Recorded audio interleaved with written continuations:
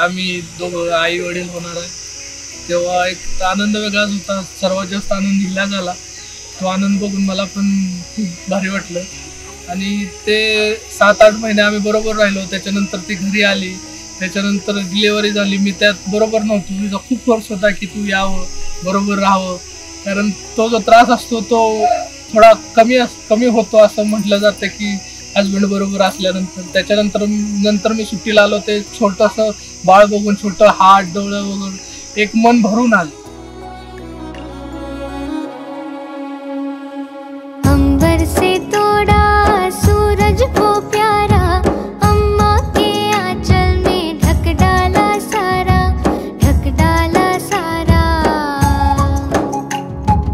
अंबर से उतरी प्यारी कोयलिया, वो करके उसने है जादू सा डाला, जादू सा डाला.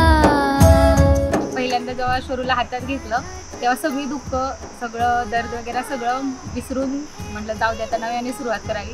हळूहळू 1 महिन्याचा झाला, 2 महिन्याचा झाला, नंतर हे आले 2 महिन्यानंतर. पहिल्यांदा त्यांनी शरूला पाहिलं की त्या दोघांना सोबत बघून ती एक वेगळीच फिलिंग होतं. रडायला येत होतं, हसायला येत होतं.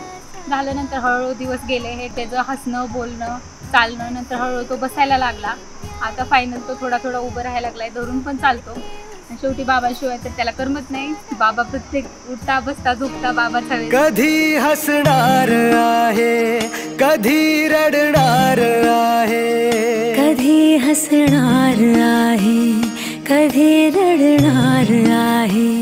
मी सारी जिंदगी माझी तुला जपणार आहे, मी सारी जिंदगी माझी तुला जपणार आहे, मी सारी जिंदगी माझी तुला. त्यानंतर त्याचा जन्म, त्याला पाहायला जेव्हा गेले तेव्हा पहिल्यांदा हातात घेतल्यावरती काहीतरी खूप वेगळ्या फिलिंग्स होत्या, ज्या नाही सांगू शकत शब्दामध्ये. तुझे सारे उन्हाळे.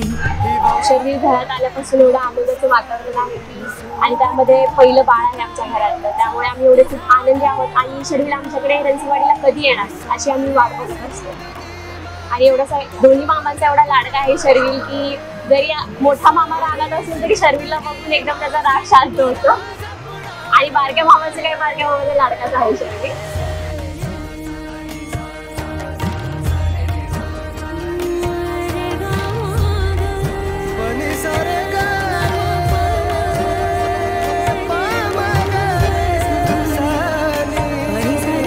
आज शर्विलचा 12वीचा कार्यक्रम आहे.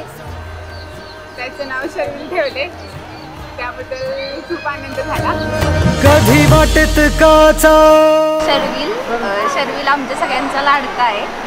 माझ्या नंदेचा मुलगा आहे. ननंद पण आगाव आहे आणि शर्विल पण खूप आगाव आहे. त्यांच्यासारखाच शर्विल खूप गोड मुलगा आहे.